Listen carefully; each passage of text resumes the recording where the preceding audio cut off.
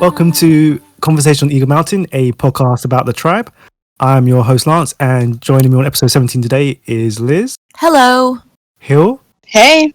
And Sabine. Hi. With episode notes done by Matt, Catha, and myself. Ask somebody else then. I don't want to know about weddings. No, and you never will either. The next wedding round here will be me and Brace. No, he wouldn't. It's me he cares about. If he cares so much about you, why's he left you again? What did you do this time? It wasn't me, it was you. Me? Are you crazy? Running after him and kissing him like a tart. It was him that kissed me. I don't have to run after any guy, they run after me. Well, if you're so wonderful, why do you have to ask me about... Because we don't go jumping into bed with anything in trousers. I don't! I never did! No, just did it to get a baby, was that it? Because that was the only way you could get to Bray? That is not true! He only wants the baby. His brother's baby. He doesn't want you. No! So, episode 17, the screenplay was done by Anthony Reed. It was directed by John Reed, and the episode synopsis will be read out by Liz. Bray has been captured by the Locos, and their new leader, Ebony, wants to know everything he has to tell about Zoot's whereabouts. Meanwhile, it's wedding day for Zandra and Lex. But can all possibly go off without a hitch? Spoilers, no. I was like, spoiler alarm. Absolutely not. I want to say, since we're in this episode, I want to say this about Ebony and Bray. They are such bitter exes. I know. I didn't pick up on it right away, but when I went back, I love it. They are like Ratigan and the Great Mouse Detective. You can totally tell these two dated and they hate each other now, but they still kind of want each other. But the part of me is like, will you please just go get a hotel room and smush each other's faces? Yes, like, get it out of your system. Oh my goodness. Go off into the woods and just get it out of your, just do it. Everything they say to each other, you suddenly, when you realize later that they were a couple, you're like, oh, I totally get it now. These two need to find a bush and work it out because they haven't yet. Like, they still want each other and they hate each other, and there's just like this tension between them, and it's like the first scene of this entire episode, they're like verbally having sex, and you're just like, oh my god, like, stop. Sorry. Yeah, no, that's exactly what they're doing. They are verbally going at it with each other, and it's fantastic. And I didn't know that at first. I was like, what is the deal with these two? But when I go back, I'm like, it's so freaking obvious and in my face. Right? But she actually says it. Come on, Bray. All you gotta do is tell me what I want to know, and then maybe you and me. Yeah, and then he's like in your dreams, and like he reacts just like a guy who's been dumped, and like, I don't want you anymore, but I totally want you. You wouldn't say that if you knew my dreams. Well, you two just knew my dreams. Get naked and get it over with. Please. They never get over this sexual tension. It takes them a long time. They're those two who they never got proper closure for the relationship. I just love how Ebony calls him out on being such a nice, clean-looking boy. I just love Ebony's lines in this. It's so obvious what she's hinting at towards Bray, and like, what does it feel like to know that I can do anything I want with you? Yeah. I mean, once she gets away with it. Whereas when Lex would have said that, it would have been so wrong. It's interesting. Once you know these two were a couple, everything they say to each other has more context. Mm-hmm. And they were, it was a bitter breakup. You know what I mean? She dumped him for his brother. And Bray clearly didn't take it well. He does not like that she dumped him for his little brother, and like I said, they're just bitter exes, and you can hear it in everything they say to each other and what they say about each other. They never got that closure from each other. Bray will eventually get over her, but she won't get over him, which is interesting. And what I did think was cool is that Ebony, she keeps threatening to do terrible things to him, But as long as he keeps his ground, she can't bring herself to do anything to him. We never actually see her do anything to him. She keeps screaming at him, just tell me where Zoot is. And she's yelling. She's getting louder and more like aggressive. But Bray says nothing, and she does nothing in return. She cannot bring herself to do anything to him physically, which will continue. She can play mind games with him. She can mess with his emotions. She can never physically harm Bray. She can't cross that line.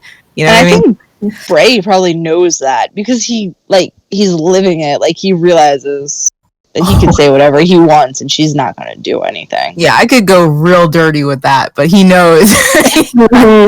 Oh yeah, you ain't gonna do nothing. Yeah. Like, but you know I won't. Damn it. Like, no, it's kind of like the reverse of Lex and Sandra. Like, they're doing the same sort of cat and mouse game. Maybe. No, I know. I think it is. It's kind of the same. Bray and Ebony do play the same cat and mouse game of exes. They toe the line of doing terrible things to each other and come back from them, and they are always trying to come back together no matter how much they've been through. You know, Bray always wants to believe the best in her because of that special time they shared. That's why I'm convinced that Bray only sleeps with women he cares about, because Ebony was one of them. And the way he treats her for the next 3 seasons, he treats her as someone he thought highly of and cared about and is always willing to try and forgive no matter what she does. You know what I mean? And, like, I don't know, maybe the breakup was really bad, but they thought maybe they would never see each other again, and suddenly, like, the world ended, and now it's like we're forced to be around each other just because of the way the population is. And they're like, dang it. Wow. I don't think he ever stopped being attracted to her. I don't. Yeah. You know, I think every time he sees her, he remembers what he thought of her in the beginning. A sweet girl. And then he has to always remind himself, she's not sweet. She can't be trusted. It's a trap. You know? Take away. It's really hard for him, you know. Akbar is always telling him, Bray, don't fall for it, you know. And she wants to be that for him, but that's not who she is. And so, yeah, this is the beginning of that dynamic, and it's strong. It's a very strong beginning. He's not afraid to defy her. He could easily just tell her, my brother is dead. You know what I mean? He could just say that. There's no reason Bray can't just tell the locals he knows that Zoot died. You know what I mean? And yet he refuses, and he's not worried about what she'll do to him. He's daring her. Come on, do it. Do it to me, you know? And she's just like, damn it, you know I can't. You know what I mean? That we've shared way too much.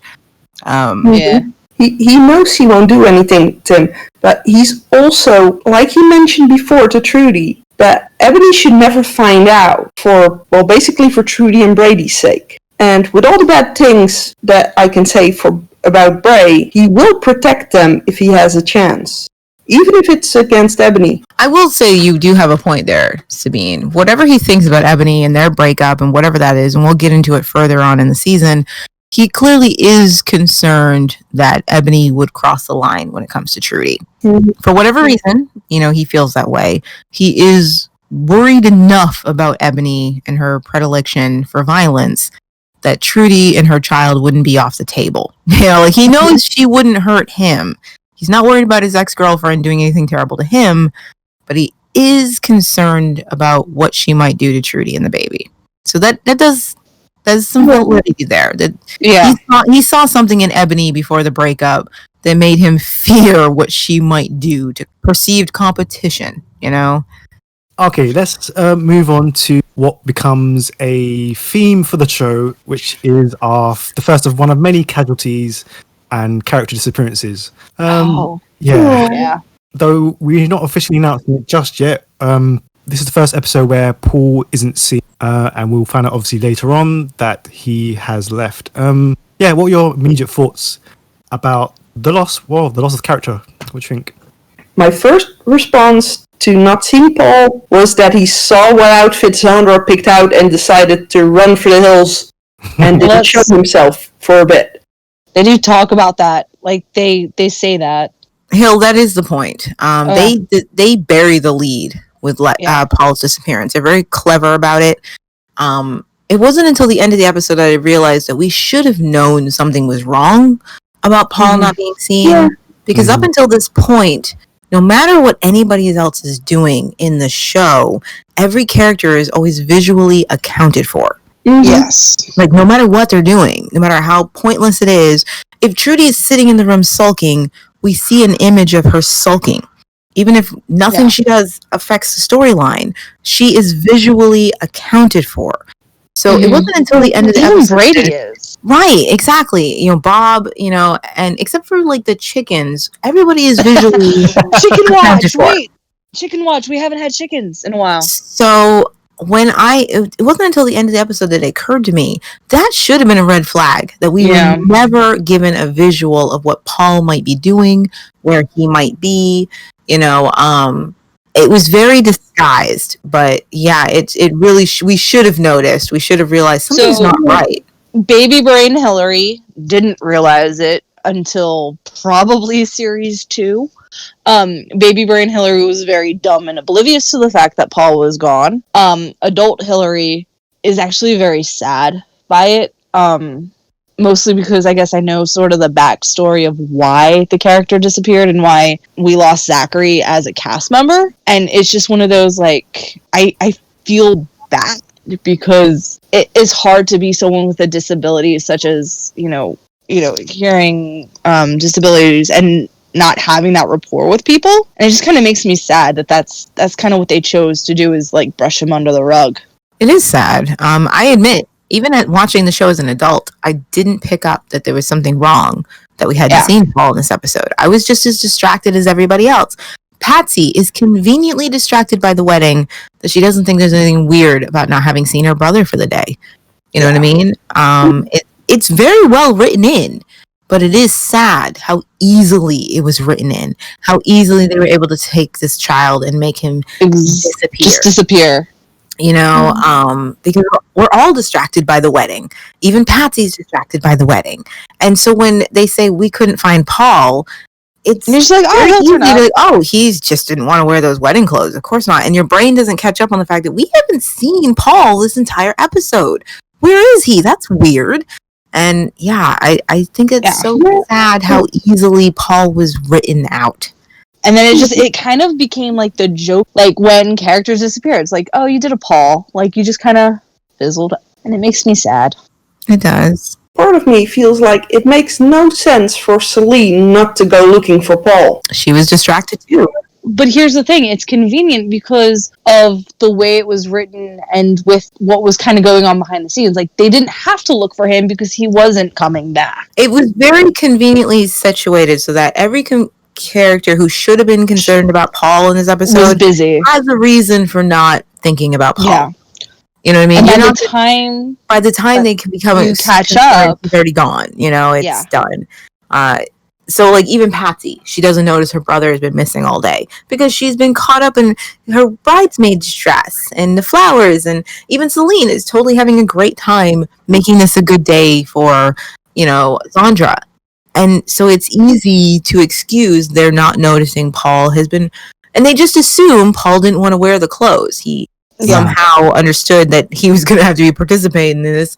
And he's not the only male who doesn't want to participate. If you'll notice, Lex doesn't even dress up for his own wedding.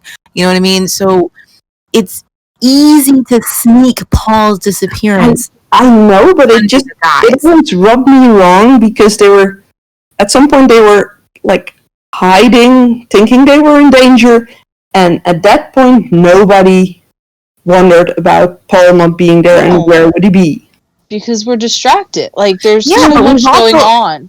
In what was the last episode? The episode before, what was it? When it was 14, they just had a freaking party to celebrate Chloe coming back. They are clearly become very comfortable, and they're not as afraid of making noise.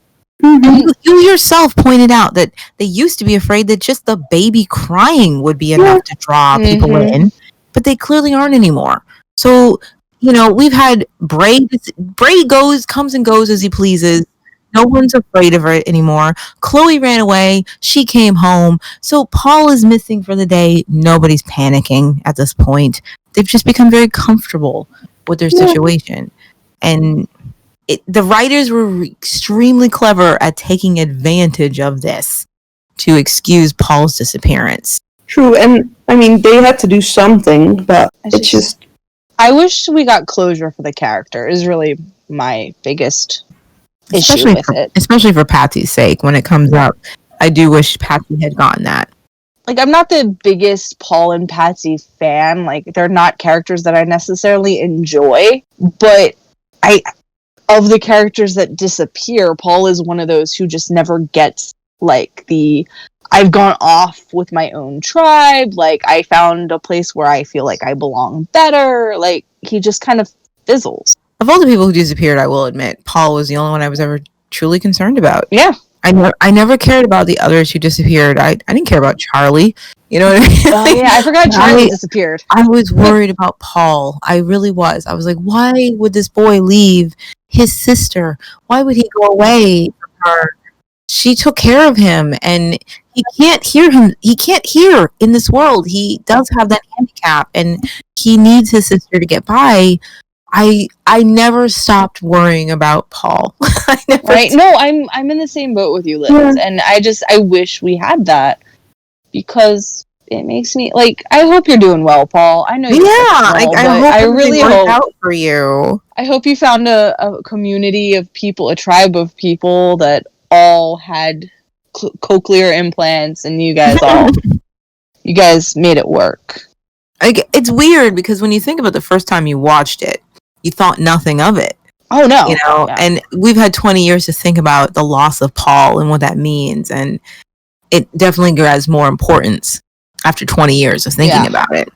And at the time, I didn't think anything of it. It took me forever to realize, oh, this kid ain't coming back. He's a plot thread that will never be clipped. Like, no, and in the wind, you know.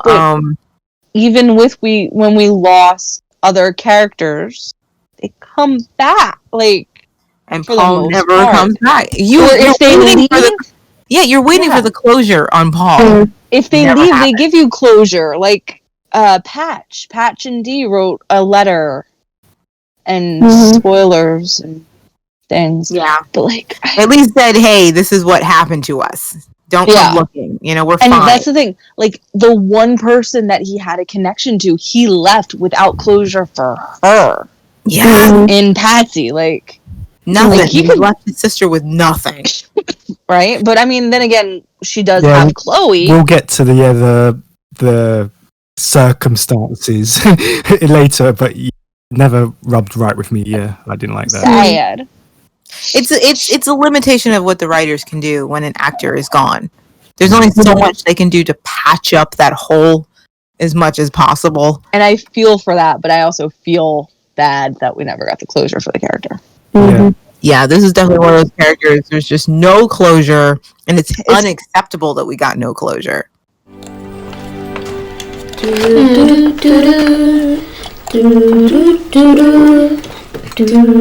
Yeah. Very funny, guys. So yeah, speaking about the loss of Paul, it's obviously quite sad because we have the other members of the mall bonding quite well, and we see that with Dal and Jack talking to Ryan about a gift for Lex's wedding, and we have some good gestured like ribbon as they both hum the wedding theme to Lex. I love that. That's like my favorite. Yeah. It cracks me up every time. It just goes to show you the bonds that the guys have all formed. Yeah. What do you think about that? Like I said, it's my favorite. Like, I love it. I just think about, like, Jack, 17 episodes ago, where Lex, like, scared him.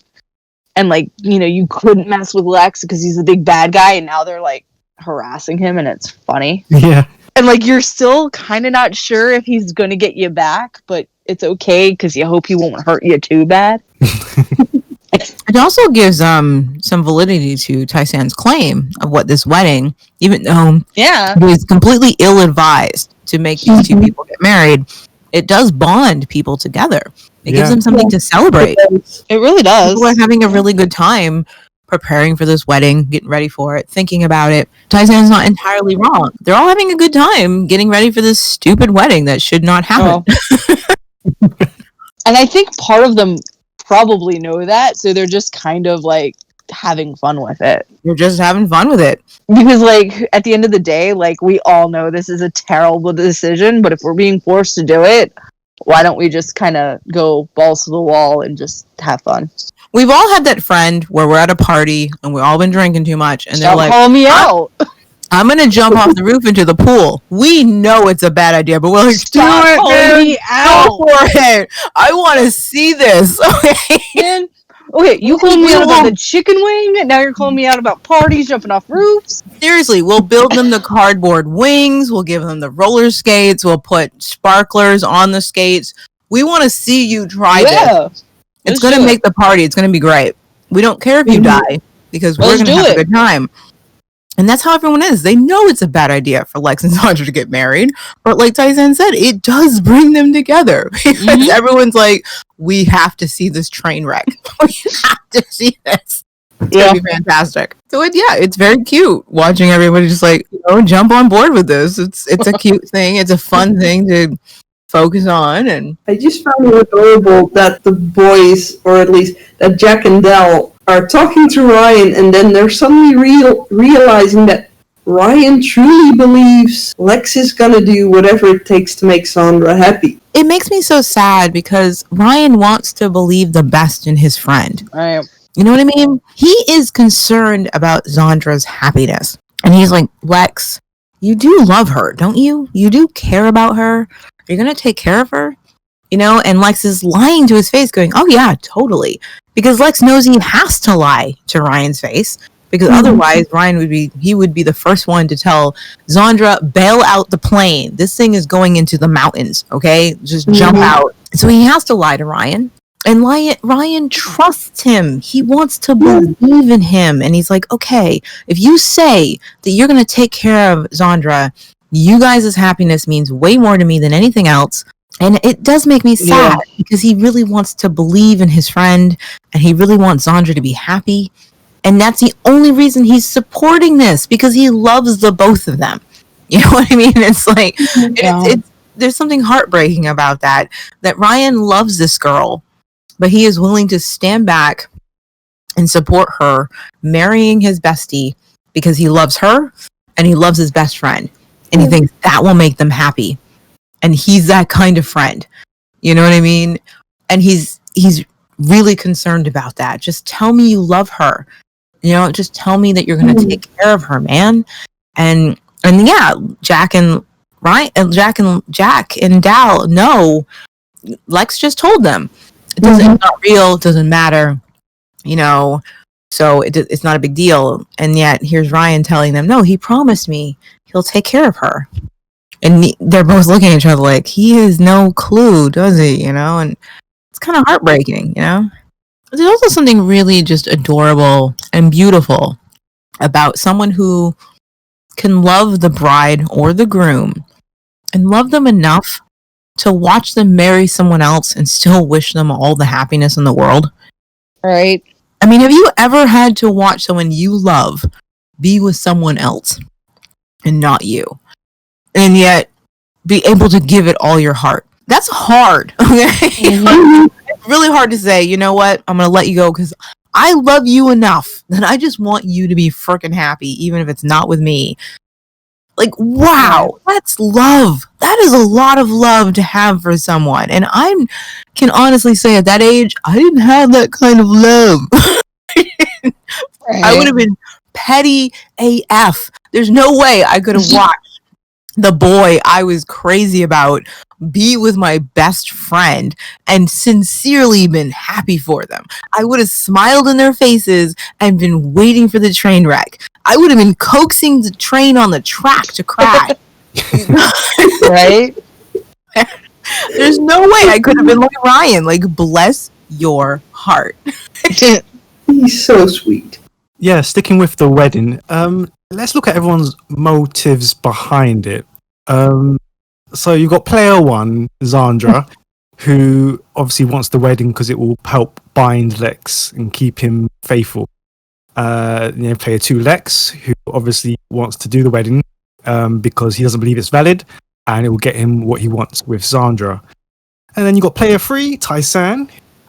He wants the wedding because it will bring everyone together as a big tribe.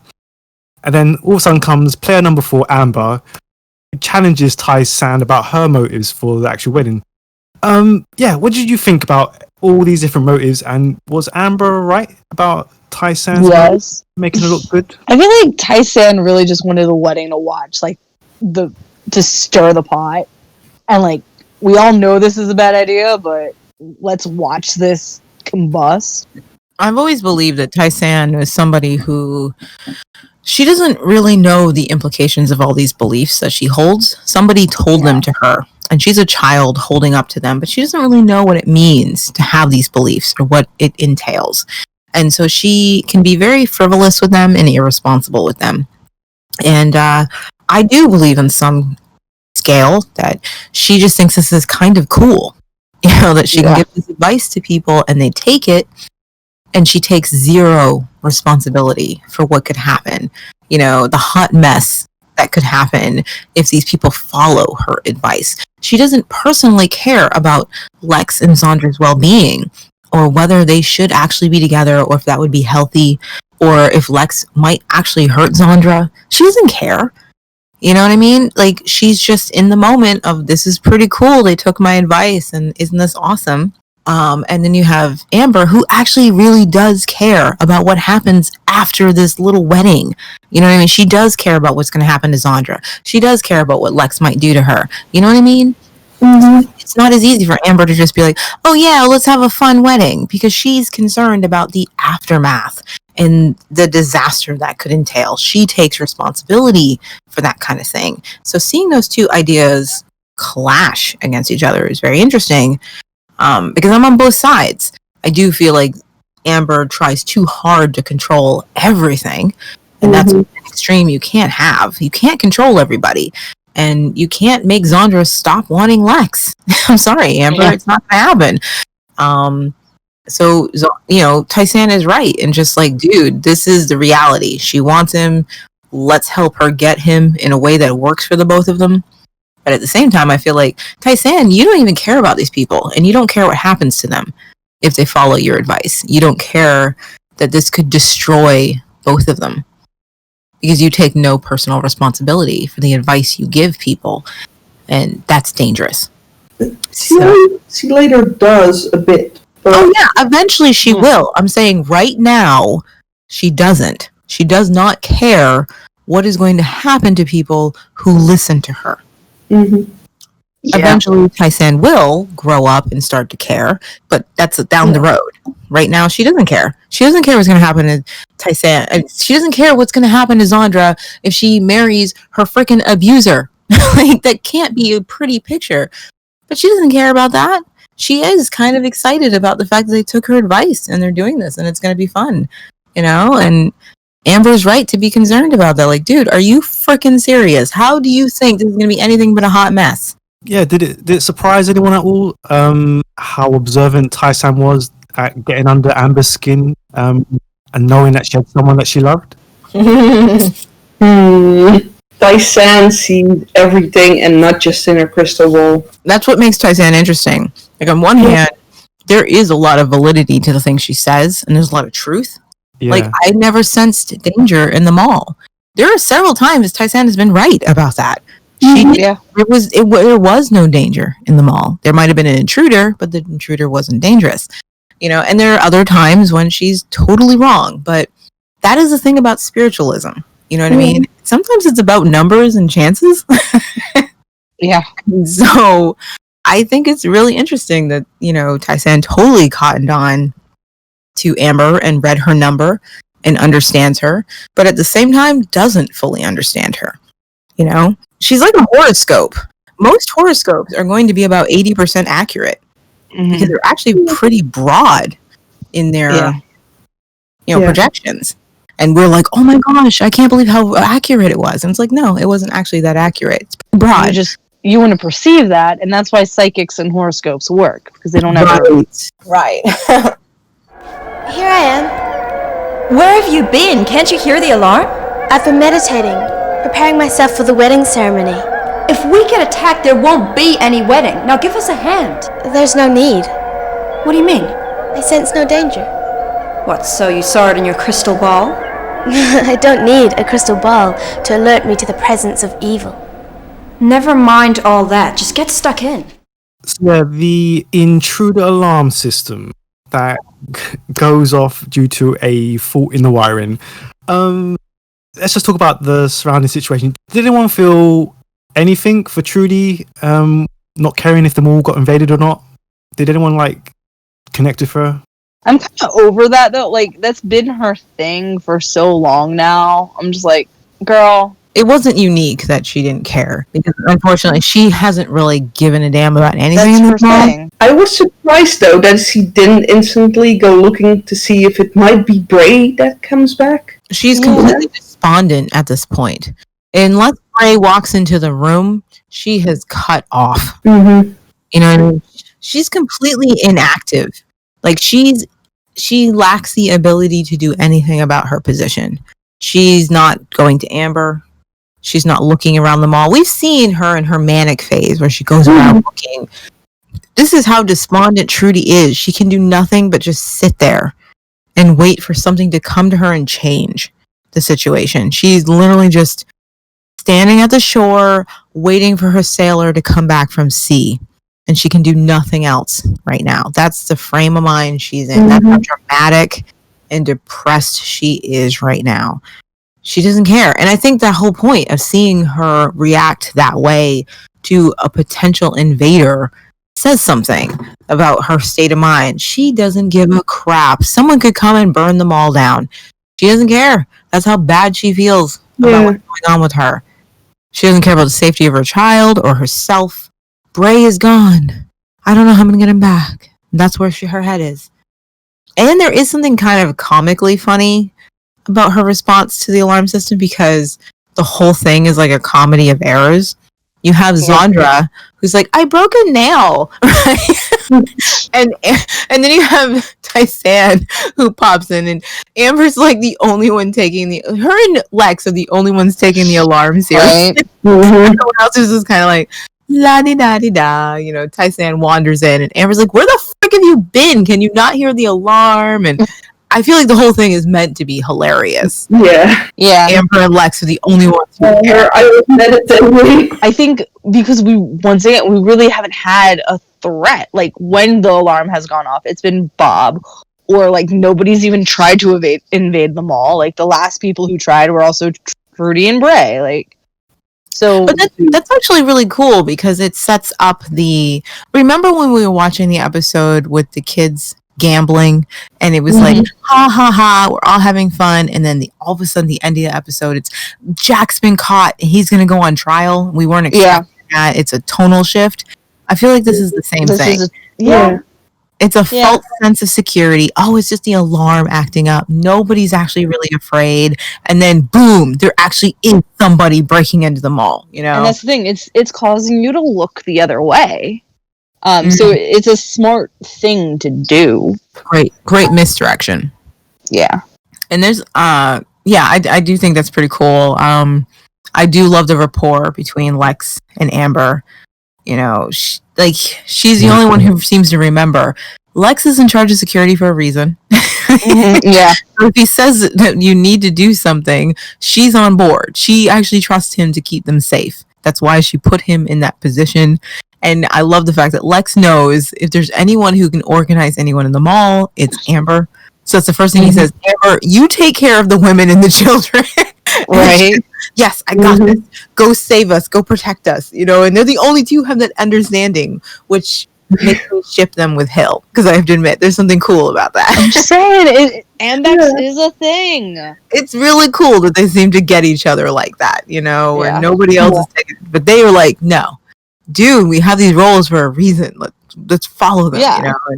And, so I think that's cool. And I think they're starting to realize that they work better as a team that way. Like, anyone in the tribe, not just Amber and Lex. Like, but we have our roles for a reason. It's genuinely hilarious because of how comedic it is. Like, how few people are taking it seriously. Like, you have the alarm go off, you see Trudy come out to see what's going on, and then just huff away into her room. You have Like, I don't even care if they burn this place down. Like, she doesn't care. I think even Bob has like an opinion. Like, even Bob is like, whatevs. He doesn't bark.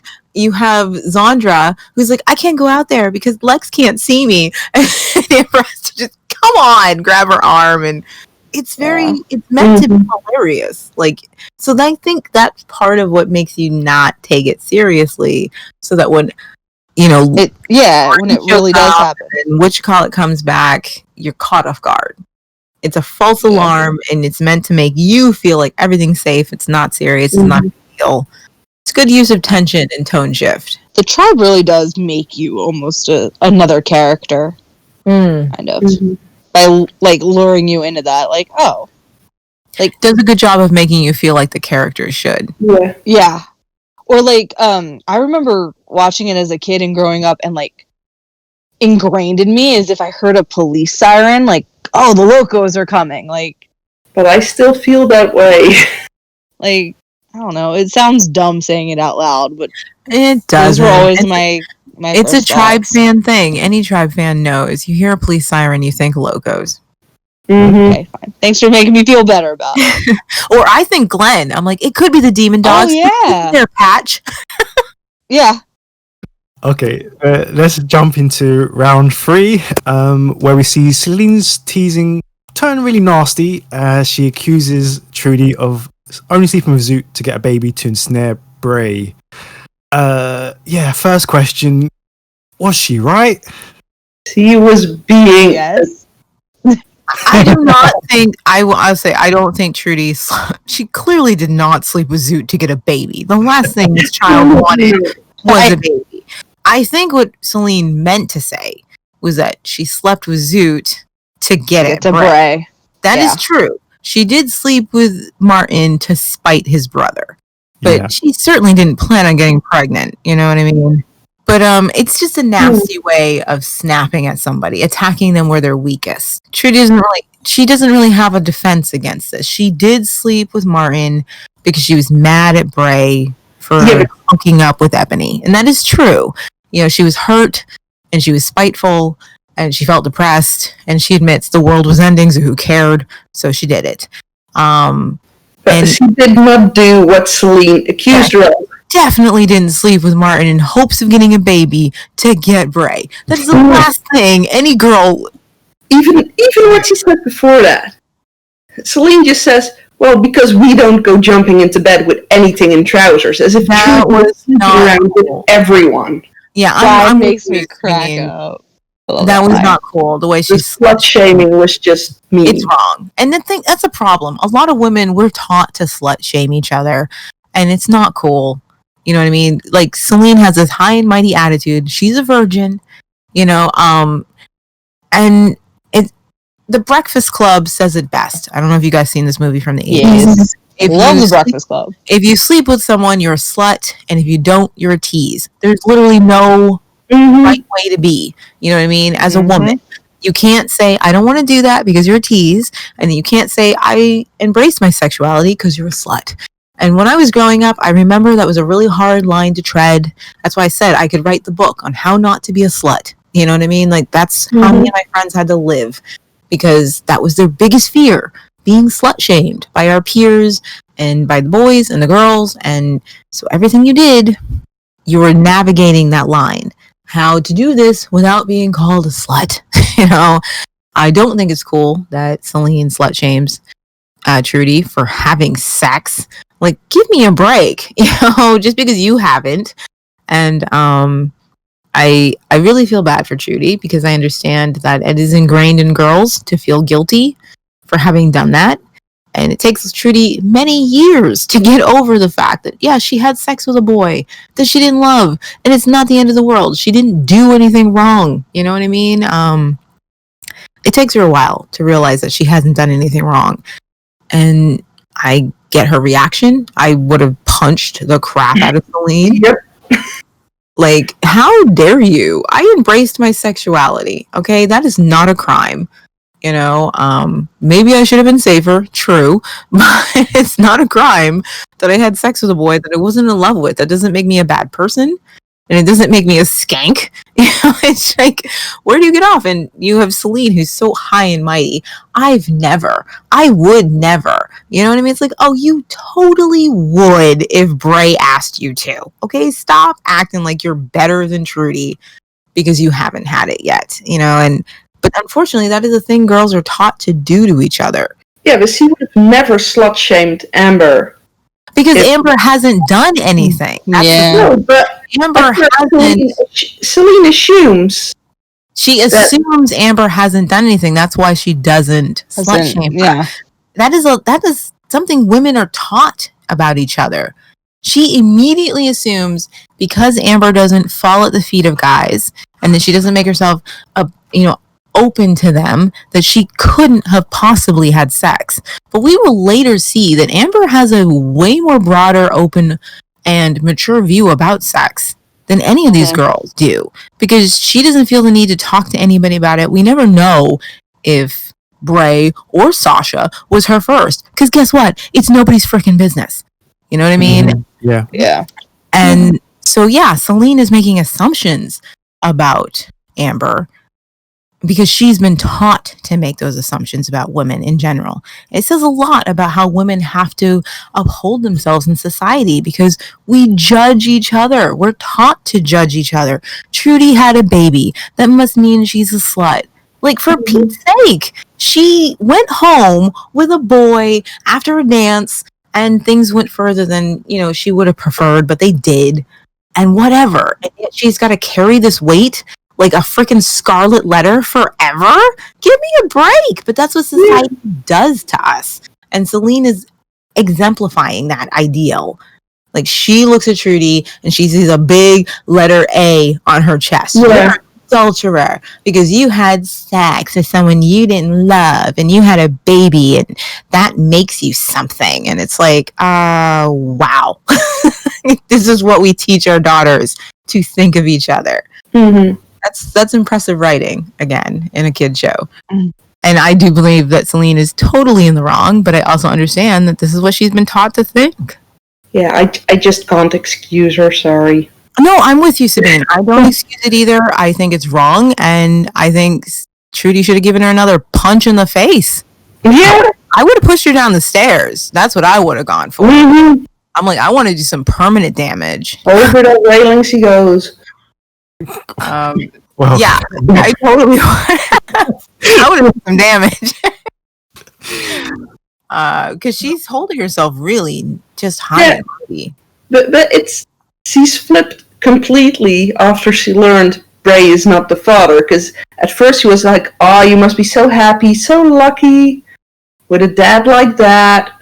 And like in the beginning, she's all for Trudy being happy with a guy and having a baby. Until she learns that it's not the father. Exactly. When she first meets them, she judges them according to what she sees. And Bray is a good-looking, nice guy. So, it's totally acceptable that Trudy's had sex with him and had a baby. And she doesn't judge him harshly. But as soon as she finds out that Bray's not the father, that Martin/Zoot was the father, and now she doesn't like Trudy, she is judging her harshly. But it also has to do with when you're angry at somebody, when you don't like somebody, you're going to say whatever works to hurt them. Like, even if you don't really feel that way, you're going to say it because that's effective. So let's say you're caught at a traffic light and an accident happens and you get into a fight with a person in the car in front of you and they come out and they don't have a leg. If you're mad enough, you're going to say something about them not having a leg. Even if you personally don't have a problem with people with missing appendages, you're angry enough to use that against this person. And that is where Celine is. She doesn't like Trudy enough that she's willing to slut shame her over something that is clearly not something to be shamed of. Trudy hasn't done anything wrong. And later on, you'll see Celine's attitude towards Trudy completely change. But right now, she's mad enough and hates Trudy enough to use this against her. Mm-hmm. That's just human nature. And but she's also just rubbing it in salt into her wounds with you'll never want to know about weddings because the next one will be me and Bray. Oh, wow. Wasn't that presumptuous? And see, this is why she didn't get Bray. because Bray was like, "You are too needy for me too. I can't with you." Like, that's a big leap. You guys just kissed. Like, slow down, Celine. Come on. She's instantly defending herself with "Oh, he kissed me. I don't have to run after any guy. They run after me." She's just Yeah, no, I'm with you. I just want to smack her silly. She's behaving like a child. She definitely is an immature motive of arguing. Cringe at that scene. Yeah, it reminds me of like Jerry Springer. It's like, oh, Exactly. It really is. It's very immature, and Bray. That's the problem. That's why her and Bray don't work, because she's doing the same thing to him that Trudy is, putting a lot of expectations on him that he doesn't want, and here she is already talking about their wedding. It's like, you guys kissed once by freaking accident. You know what I mean? Like, slow down, Celine. But she's already latched on to him, and it's a really petty teenage girl argument. I've been in one or two of them, and I mean, I tried very hard not to be petty and vindictive when I was young. Everyone, join hands. We need to combine our energies to create good vibrations and auspicious feng shui. Breathe and concentrate. We must balance the yin and yang in perfect harmony. Zandra, come to your husband. let's move on to the happy occasion, the wedding. First question: what did you think about Zandra's tribe style? Awesome! I freaking love it. I love the wedding ensemble. Think about it. These guys are living in the apocalypse, and even then, Zandra managed to come up with a theme wedding. Fantastic. Do you know how hard that is? Come on. Really hard. She manages to find all this stuff and make it look, well, her type of classy. Yeah. It looked cute. Yeah. I love the bridesmaids' dresses. They were so cute. All the tulle and the flowers. Mm-hmm. They were adorable. And I liked her wedding outfit. Yeah. I like the process of getting ready for it, and how easily you can get caught up in the excitement of it so much that you ignore the reality of your situation. Celine doesn't care about the reality of Lex and Zandra as a couple. She knows it'll be a disaster, but whatevs. Let's have fun now.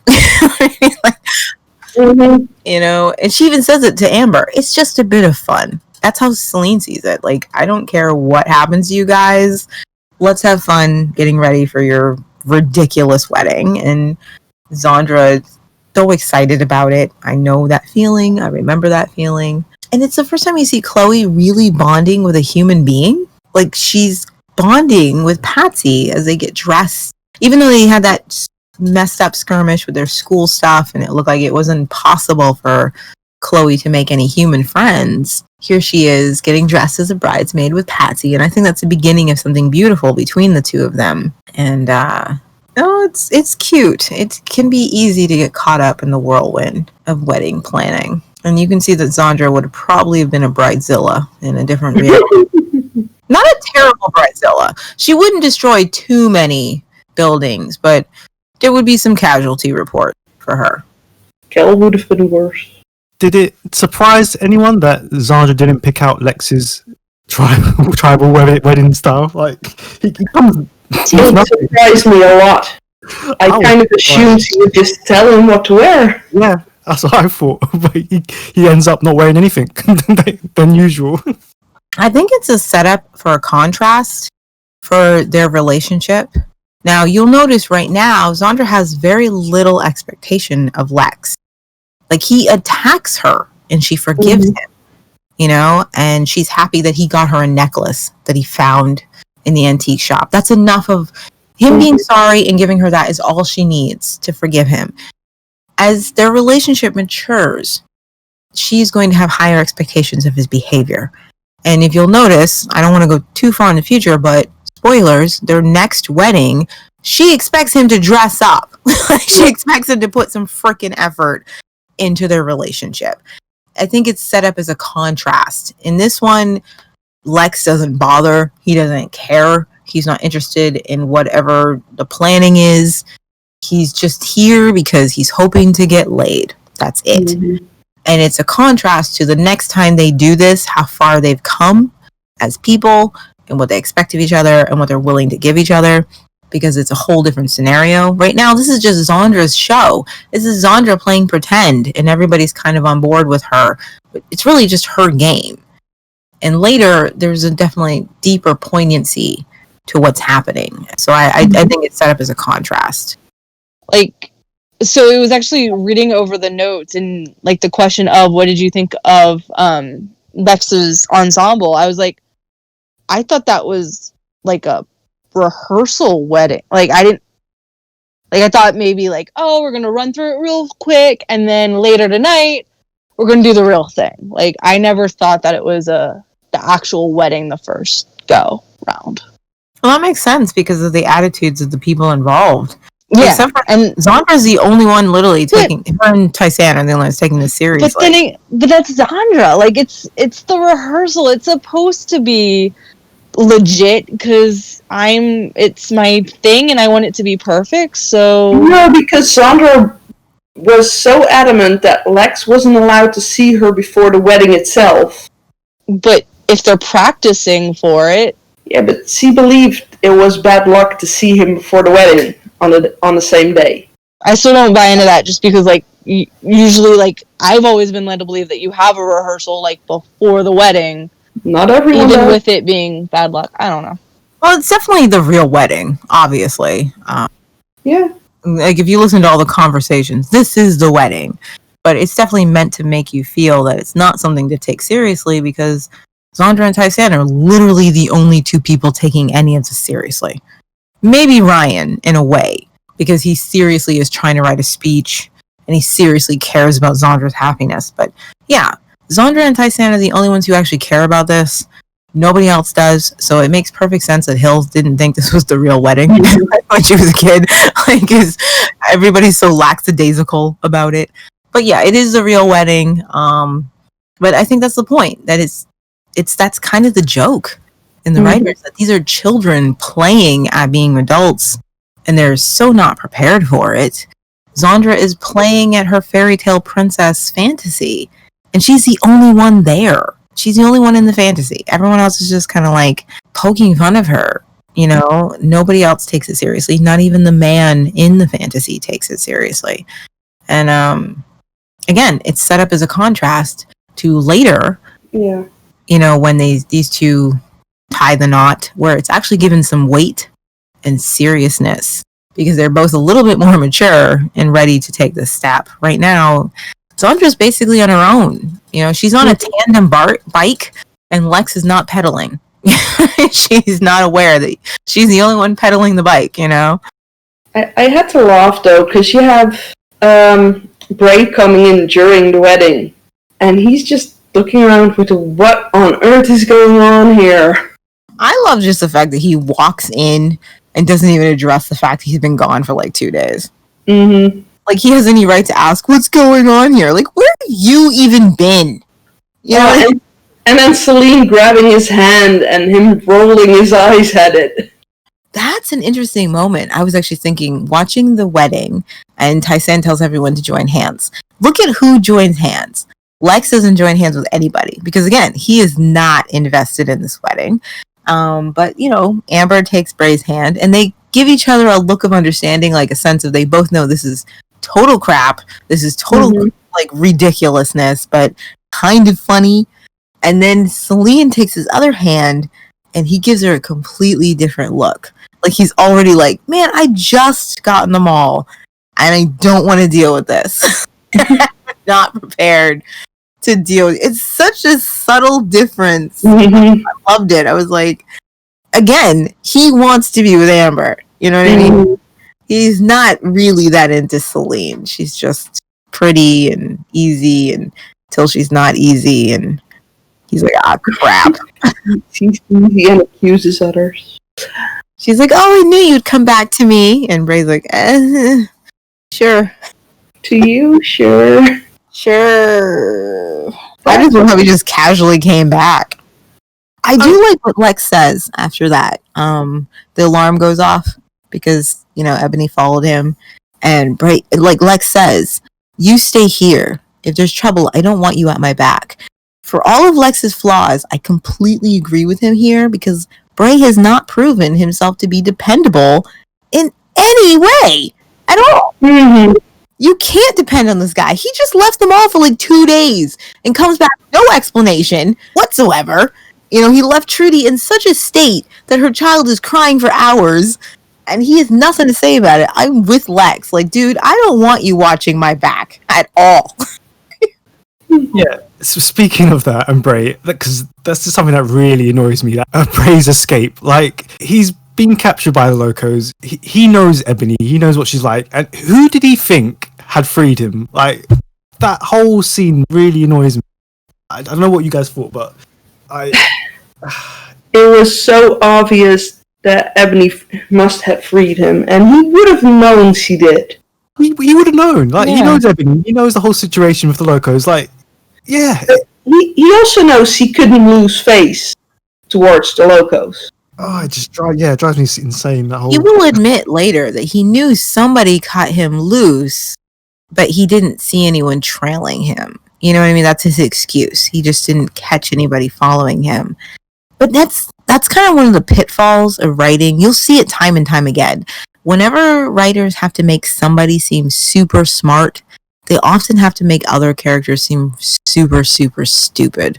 Mm-hmm. And you'll see it over and over again in the Tribe, that whenever a really smart character is introduced, every other character's IQ has to drop several points in order for this character to be smart. Mm-hmm. And so for Ebony's plan to work, Bray has to lose several brain cells. And right? It doesn't when looking at her.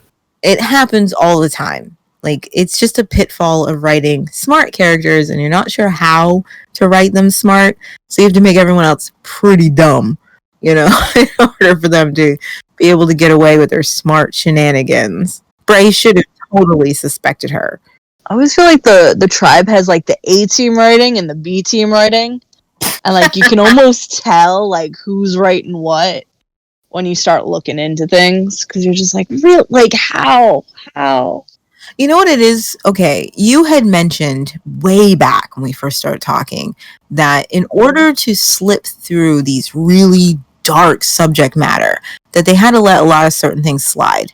And I feel like sometimes they have to let, for example, a plot point slide in order to get something like a subplot in there. So it's like, okay, we need to get Ebony into the mall because we're going to have some heavy stuff happening. So we're just going to use the laziest way to get her there in order to include much more deeper plot points, like whether or not Zandra should marry her potential rapist. You know what I mean? Exactly.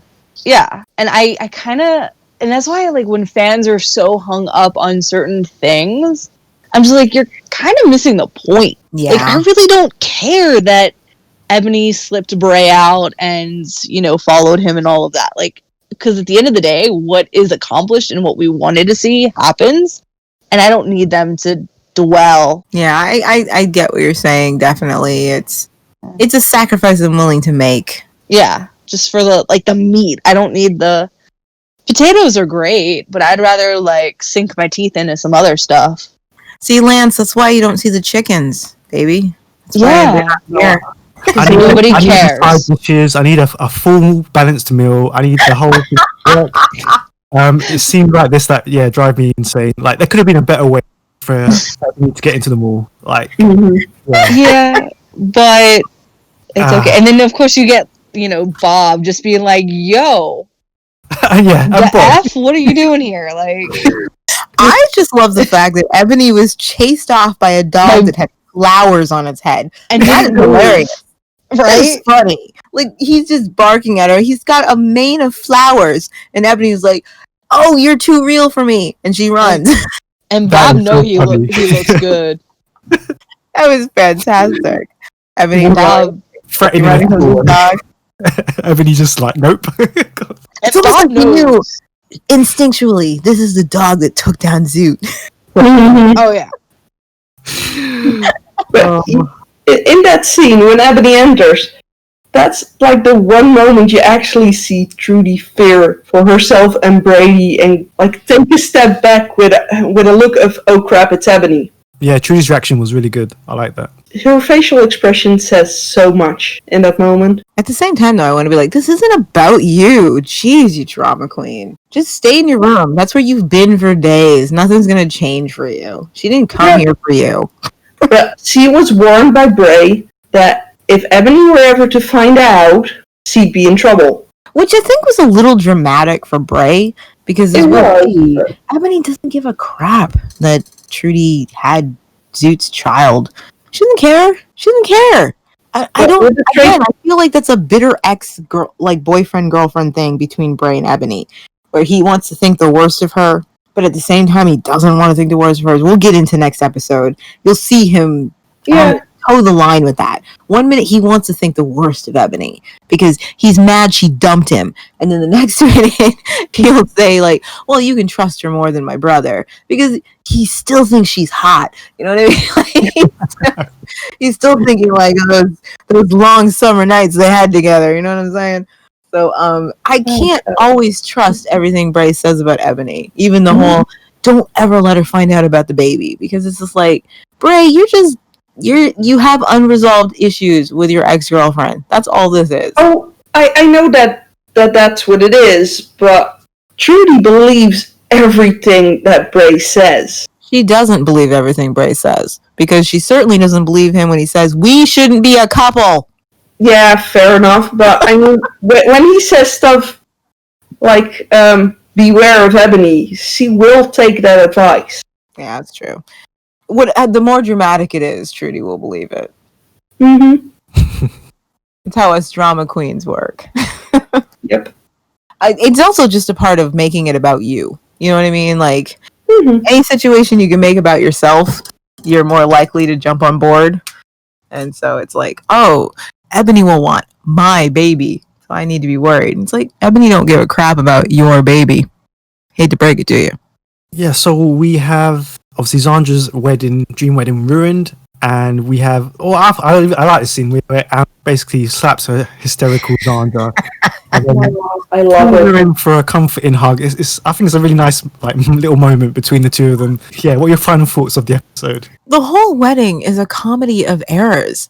Like, if you're actually paying attention, you know this is not going to go through. You know something's going to happen. Just the way everyone's acting, everyone's behaving.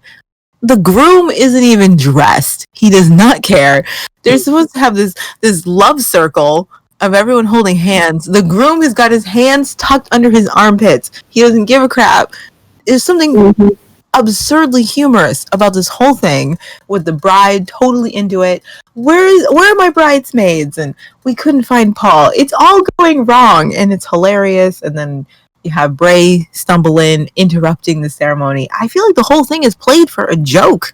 You know, like, none of this is meant to be taken serious. Nobody believes in this wedding except for Zandra and Tysan. And then the way Ebony walks in and like, what is this? It's, for me, the whole thing is hysterical. It's so funny. So ending it with the slap and hug by Amber. Because the way Zandra falls apart, and even Lex is like, get it together. She can't. And, you know, Amber's been the parent the whole time with Zandra. Like, she tries to come in stern. Like, any parent, if you found out your teenager was about to run away with some horrible kid, you would be like, you'd put your foot down. You'd be like, no, you can't. You're not going to do this. And then your child slams back. You can't tell me what to do. That's what Zandra's doing to Amber. I love him. I don't care what you say. And here's Amber just like trying to hold on to her child. I care about you. I worry about you. And of course, when Zandra falls apart, she has to slap some sense into her and hug her. I love you still. The whole thing is just hilarious. The whole thing. I feel like it's meant to be just one big freaking joke. I think it sets up for the showdown later down the road too, which is why I always thought that it was just a rehearsal. Like, it does feel like a rehearsal. It's not the real thing. No. You know, you can't be the real thing when there's only one person committed to the idea of it. Exactly. And then, like, they go through this hurdle, and then the next time around, you know, it seems more committed. And it's even filmed differently, you know? Yeah. So I agree with you. I can totally understand why. It just feels emotionally like it's not meant to matter. It's like they're playing house. Like Colleen even says, it's just a bit of fun. Mm-hmm. You know what I mean? To Amber, like, calm down, Amber. We're just having fun. And Zondra's like, no, it's real. I'm gonna marry him, and I love him. And everyone's just kind of nodding at her, like, whatever. Sure, sweetheart. Yeah, pat her on the shoulder. Sure. But yeah, it's not meant to really be taken seriously. It's just kids playing at being grown-ups. This whole wedding, that's all it is. It's Zondra playing at being a grown-up, being married, living the fantasy, you know? I still do think it was quite a smart move to put this in there, though. I mean, it gave them a chance for Tai-San's safe sex talk. Yeah. Something they shouldn't magically work in. Which was also, you know, getting to the meat of something, like, that's what you need. Yeah, I like the way it was inserted without feeling preachy or, hey kids, this is what you should do about sex. It made sense the way they got there. You know, Zondra hasn't had it, and she's got questions, and you know the speculation of who she can ask about it, and coming finally to Tai-San. And great advice. It was fantastic advice to give to Amy. This is also, you know, back to baby brain, but it was even really weird. Like as a kid, like who can we ask? I don't know. Do you think they've had sex? And then they all kind of come to the same conclusion that, wait, Trudy has. And you're like, oh, they know this because she has a baby. And that's what happened. Whoa. Blew my mind as a kid. Once again, I was 9. It was like the connective tissue came together. Yeah. I was like, mind blown. That's what they mean by that. Wow. That's how Brady came to be? Yeah. Because, like, honestly, did not catch that maybe the first time. It is a good... There's a lot of great conversations in this episode. Yeah, without being, you know, overly... Yeah. You know, without preaching to the kids, they're giving them long-lasting impressions of what they should think about certain things. And I think about the issues covered in this episode alone. It's pretty crazy, you know? It's mind-blowing. If you weren't going to get hooked on the show by now, it wasn't for you. That's all I can say. Yeah. If you got this far into the show and you're like, forget it. It's never going to happen for you. It's just never going to happen.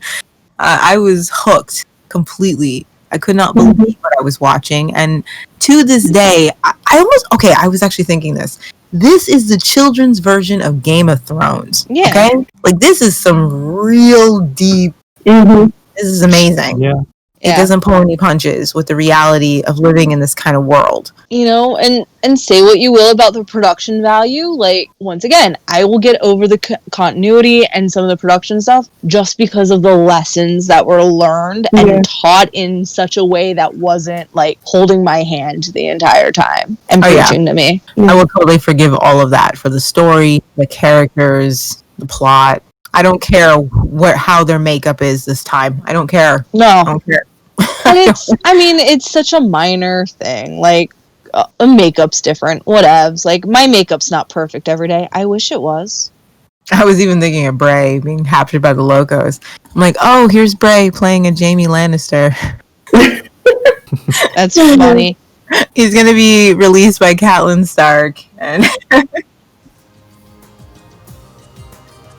so that brings episode 17 to a close. Thank you once again to the panel, and we'll see you next time for episode 18. So until then, bye. Bye. Bye. Bye.